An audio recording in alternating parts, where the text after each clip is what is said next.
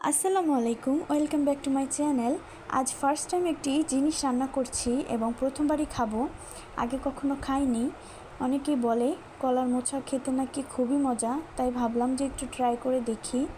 এই যে কিভাবে বেছে নিতে হয় আপনাদেরকে দেখিয়ে দিচ্ছি। আমি অন্য আরেকজনের কাছ থেকে শিখে নিয়েছি। এই যে প্লাস্টিকের মতন এটা তুলে ফেলবো আর ওই ফুলের এটাও তুলে নিব। এই দেখুন, এভাবে সুন্দর করে বেছে নেবেন। এবার ভালোভাবে ধুয়ে লবণ আর হলুদ দিয়ে সিদ্ধ করে নিব। কলার মোচাতে প্রচুর কষ থাকে, অবশ্যই সিদ্ধ করে নিতে হবে, তা না হলে তিতা লাগবে খাবারটা, কারণ কষ প্রচুর। দেখুন কত কালো পানি বের হয়েছে, এই সব হচ্ছে কলা মোচার কষগুলো বের হয়ে গেছে। এবার আমি ছাঁকনি দিয়ে ছেঁকে ঠান্ডা পানিতে আবার ধুয়ে নিব ভালোভাবে, যেন কষ না থাকে একেবারে। এই যে এরকম সিদ্ধ করে নিতে হবে। আমি ভালোভাবে ধুয়ে নিচ্ছি।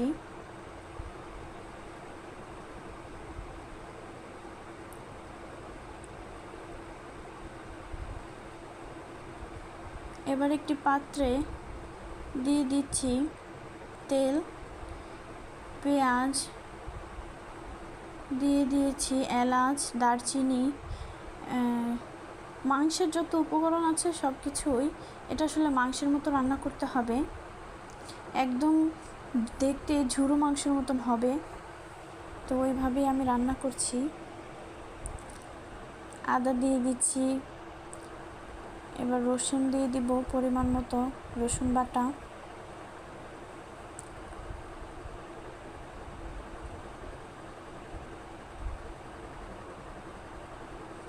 ভালোভাবে একসাথে সবগুলো ভাজা করে নিব।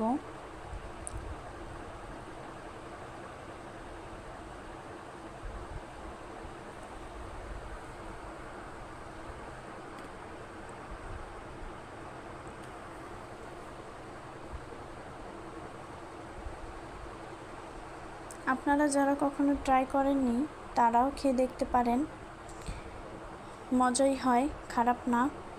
দিয়ে দিলাম মরিচ, পরিমাণ মতন হলুদ, ভালোভাবে মিশিয়ে নিব।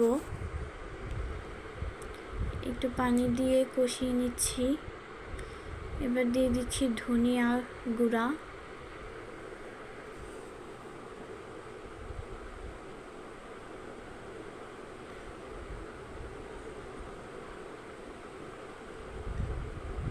এবার কলার মোচাগুলো আমি দিয়ে দিয়েছি, সাথে দিয়েছিলাম আলু, একটা ছোট করে আলু দিয়েছি আর একটু টমেটো, তাহলে টেস্টটা ভালো আসবে। এই দেখুন, একদম ভাজা করে নিব, একটু কম আঁচে ভালোভাবে ঝুরো মাংসের মতন ভাজা করে নিতে হবে। একটু পানি দিয়ে দিয়েছি,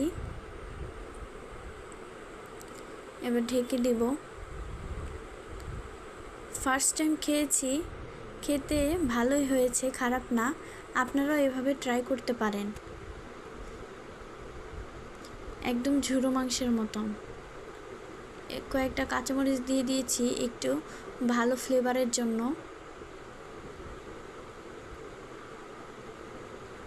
নেড়ে ছেড়ে দিব একটু পর।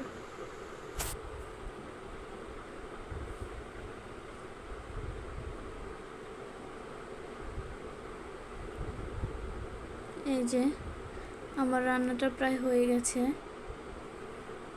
দেখছেন কতটা লোভনীয় হয়েছে দেখতে, বোঝাই যাচ্ছে না যে এটা যে কলার মুচি। আপনারাও বাড়িতে এইভাবে ট্রাই করবেন। আল্লাহ হাফেজ।